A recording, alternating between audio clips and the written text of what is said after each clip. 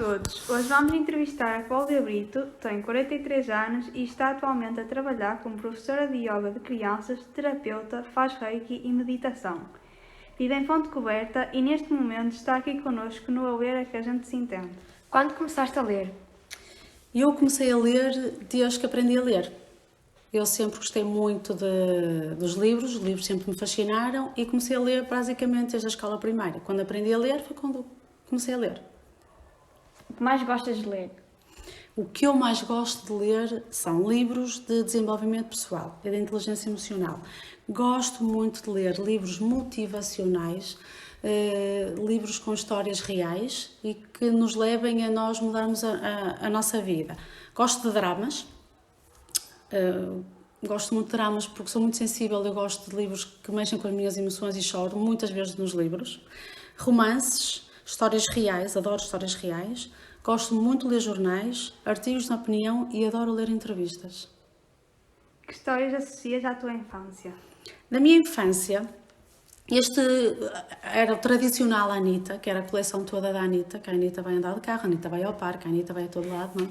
Só que, entretanto, eu havia esses livros, mas o que me começou a fascinar muito foi o mesmo gosto pela leitura. Eu tinha mais ou menos 12, 13 anos, a minha mãe comprou uma coleção de livros que se chamava Cláudia, o meu nome. Então era a Cláudia ia não sei onde, a Cláudia ia passear, a Cláudia... Era uma coleção da Cláudia. Eu achei aquilo fascinante e depois, como estava tão envolvida na história, eu comecei sempre a querer ler mais. Qual livro te deu mais prazer ler? Os livros que me deu mais prazer ler foi um livro No Rio Piedra Senta e Chorei, que tem a ver com romance e desenvolvimento pessoal. Foi um livro que deu mesmo muito gosto a ler. Eu também era jovem quando li esse livro. É do Paulo Coelho, ou seja, ele seguia li a coleção toda dele. Os livros eram todos diferentes, mas foi como Água para Chocolate. Também era um romance proibido e tinha a ver com culinária. Também acho que o gosto pela comida começou nesse livro, porque é um livro venezuelano e havia receitas de família. E então, no livro descreve as receitas que a rapariga que foi destinada a não casar porque tinha que ser dona de casa, que se apaixonou e o rapaz, como queria estar com ela, casou com a irmã. E isto também gostei muito, porque eu sou muito pela liberdade da mulher e esse livro fala muito da liberdade da mulher. Ou seja, ela não tinha liberdade sequer de escolha, estava destinada àquilo e foi um livro que me marcou muito também. Ouviste alguma história na tua adolescência de que te lembres e queiras partilhar? Sim, há um livro que eu acho que todas as adolescentes deviam ler, que era Os Filhos da Droga. Esse livro marcou-me mesmo muito. Este livro tem partes chocantes, e ainda por cima é real, a história verídica. A história fala de uma adolescente que se chama Cristina, que tem apenas 13 anos e foi para o mundo das drogas. Porquê? Porque se queria integrar com amigos, queria pertencer àqueles amigos. Então, se os amigos eram bons, então eu vou andar na droga porque é porreiro, vou fumar, não é? Então, inconscientemente começou a entrar na droga. À primeira vista, os amigos pareciam bastante inteligentes, bons, seguros e confiantes. Mas quando ela fumou a primeira droga, o primeiro charro, não é? Já não havia volta a dar, porque ela viciou-se naquilo e achava sempre que estava bem, que era só mais um, que era só mais um. E quando ela deu por ela, já era demasiado tarde para sair. Para mais grave a situação, o namorado também andava a fumar, mas como ela andava apaixonada por ele, não havia problema fumar, não é? Porque eu deixo isto quando eu quiser. E então, como ela era apaixonada pelo namorado, não era segura dela própria, não tinha autoestima para sair daquilo, acabou sempre por continuar na droga. E também em nome do amor, que não pode ser, não é? Que isto não pode acontecer. E eles esperam para ter dinheiro para a droga. Este caso é mesmo real, é dramático, o livro é muito poderoso. Ela maquilhava-se, roubavam, maquilhava-se e prostituía-se, que era para ter dinheiro para a droga. Isto com 13 anos, ou seja, as vossas idades, basicamente, não é? Só que ela era uma pessoa que amava muitos animais, a natureza, e era incapaz de qualquer violência, tinha muita grande sensibilidade. Ou seja, uma menina que acabou por se perder porque achava que os amigos era tudo na vida dela e foi pelos piores caminhos que podia haver. E isto é real, isto acontece hoje, acontece sempre. Por isso todos os adolescentes deviam ler este livro, ver o drama que é o mundo das drogas. Não só das drogas, como a influência dos amigos que nós achamos que são espetaculares, que levam por caminhos que não são os nossos valores, não é? Eu não defendo isto, mas não faz mal, eu para estar neste grupo é porreiro, são porreiros, são... É tudo mentira, é tudo engano. Ou seja, nós devemos ser nós próprios. E se aqueles amigos não servem para nós arranjamos outros. A vida é mesmo assim, há pessoas que entram na nossa vida e que saem, não há problema nenhum. Também foi chocante para mim o caso do sofrimento da mãe, não é? A família fala basicamente da mãe, e também me fez refletir que eu nunca quis isto para mim, eu nunca queria uma coisa destas para a minha mãe, ou seja, eu tive muita sorte, ou por ler, não é? E estar sensível a estas áreas. Eu sempre tive um conjunto de amigos que eram muito boas pessoas. Ninguém ligava se era marcas, se era rico, se era pobre, se vestia bem ou se fumava. Não. Havia coisas que eu sabia que eu não queria para mim. Para mim era impensável eu magoar a minha mãe. Ainda hoje há atitudes que eu faço que era impensável magoar a minha mãe na adolescência. Não podia fazer. Eu era muito amiga, saía com as minhas amigas e tudo, mas eu coisas que eu não fazia, porque se a minha mãe podia descobrir, para mim era um desgosto muito grande de eu magoar a minha mãe. Não conseguia fazer isso. A mãe e o meu avô e as referências da minha vida, não é? E o meu pai. Eu falo na mãe porque as mães estão muito presentes, não é? Mas o pai, pronto, era a família. E realmente fez-me perceber que tipos de amigos é que eu queria ter e que amigos é que eu não queria ter, não é? Muitos amigos dela morreram de overdose. Ela, neste momento, ou seja, já adulta, teve vários problemas, não conseguia arranjar emprego, continuou nas drogas, foi retirado dos filhos, ou seja, uma vida dramática. Enquanto que o namorado conseguiu sair das drogas há uns anos, é casado, tem uma família, tem 2 filhos, tem um emprego, mas tem uma vida marcada pelas drogas, não é? E que pode a qualquer momento ter uma recaída, ou seja, tem que ser muito cuidado, tem que ser feito sempre muitos exames, ou seja, que é para ele não é? Aquela insegurança de... Tens alguma recomendação para quem não lê? Bem, ler devia ser obrigatório, como é, não é? Na escola, muita gente não lê, nem quer ler, não é? Mas ler é simplesmente fantástico. Pelo depoimento que eu acho que dei agora, também conseguiu ver que eu conseguia mudar, não é? A minha perspectiva nas coisas, que eram os valores da família. Claro que mães estão sempre isto é aquilo, mas era incapaz de fazer isso aos meus pais, não é? E este livro ajudou muito nisso, no meu caminho de vida. Claro que com a leitura nós falamos muito melhor, escrevemos muito melhor, pensamos muito melhor, refletimos mais rápido e pensamos melhor. Através da leitura podemos ir a sítios que nós nunca podemos ir, que nunca iremos ir, e podemos viajar por todo lugar, não é? E por todo lado. E já os livros de aventura, os romances, os casos de crime, os crimes ajudam-nos a desenvolver o raciocínio, porque nós vamos pensando nas pistas para descobrir o mistério, quem matou, quem não matou, não é? São livros muito bons também nesse sentido, não são os meus preferidos, não é? Esses livros, prefiro ver as séries do que estar a ler esses livros, são outro tipo de livros. Manter-nos mais informados, e quem lê muito acho que tem muitas mais oportunidades na vida. Na tua opinião, a leitura pode ser terapêutica? Aconselharias alguém deprimido ou ansioso a ler? Qual e porquê? Ler é realmente uma terapia e é completamente aconselhado alguém a ler, porque nós, ao lermos, estamos focados naquilo que estamos a fazer. E quem está deprimido está sempre a pensar nos problemas, não é? No sofrimento, na ansiedade. Eu não consigo fazer isto, ou porque eu tenho este problema. E se vai ler, o que é que vai fazer a atenção dela? Vai estar focada naquilo que está a ler. Então, naquele momento que ela está a ler, ela não está em sofrimento. Não está a pensar nos problemas dela, não é? Que é normalmente as pessoas deprimidas. Também porque estar calma reduz os nossos níveis de stress, não é? Produz bem-estar, o que vai aumentar a nossa hormona da felicidade. E a hormona do stress vai diminuir, a provocar um bem-estar. Se aquela pessoa tem depois o hábito de ler, acaba por ser uma terapia, não é? Não só o caso de depressão já é mais grave do que ser uma terapia. Por exemplo, se eu sou ansiosa ou quero mudar alguma coisa, vou ler, é uma terapia. Porque ando ansiada, com stress ou ando triste, vou ler alguma coisa que me dê uma motivação.